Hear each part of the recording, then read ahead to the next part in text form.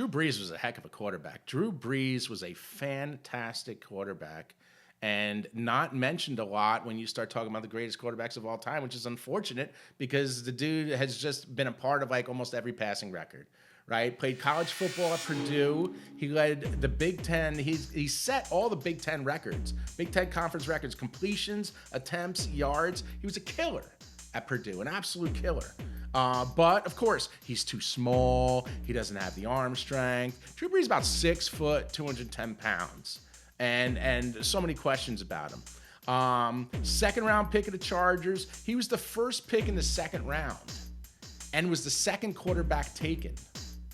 Just think about that for a second. First pick in the second round, second quarterback taken. The first overall pick was Michael Vick. So they took Michael Vick number 1 overall, Atlanta Falcons did, and then you went all the way through the entire first round into the second round without taking another quarterback. Look at it by today's standards when 6 quarterbacks or 7 quarterbacks are drafted in the top 15 picks. It's incredible that they went that long without taking another quarterback. He left the Chargers as a free agent in 2006, and remember Miami wanted him. I think Nick Saban was there, but there was a failed physical, and he wound up going to the Saints and coach Sean Payton. So Sean Payton was finally out on his own. He was, I believe he was coaching with Bill Parcells, I think offensive coordinator with the Cowboys. I'm doing this off the top of my head. I think offensive coordinator with the Cowboys, Parcells, and then he left to take the Saints job. I remember this because he was looking for a quarterback. And he was looking for a quarterback, and Drew Bledsoe was the starting quarterback for the Cowboys at the time, but Tony Romo was in the wings, and Tony Romo was waiting, and Sean Payton called and asked about Romo, and Bill Parcells had the famous line where he said, "Go sit in the corner and drink a warm glass of milk," which is so funny because he's like, we ain't trading Tony Romo, essentially, is what he's telling Sean Payton. So he takes a chance on Drew Brees, and it ends up being big time. 13-time Pro Bowler, 2-time NFL Offensive Player of the Year. I mean, this is big league stuff, Drew Brees.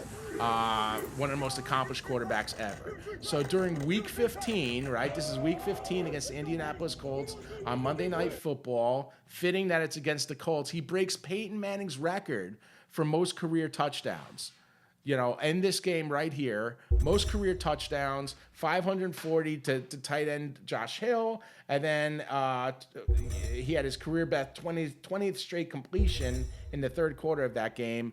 But this is a 4-touchdown game to pass Peyton Manning, so he threw number 538, number 539, 540, and 541, all in that game to break Peyton Manning's passing record.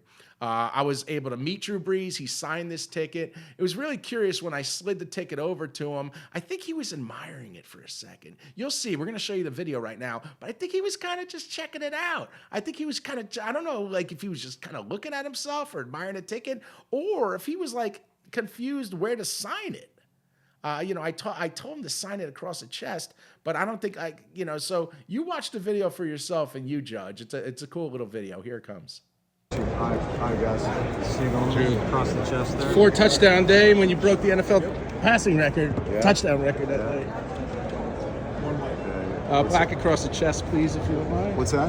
Across the chest, I think maybe the best spot, unless you think someone else. There you go. Thank you very much. Appreciate it.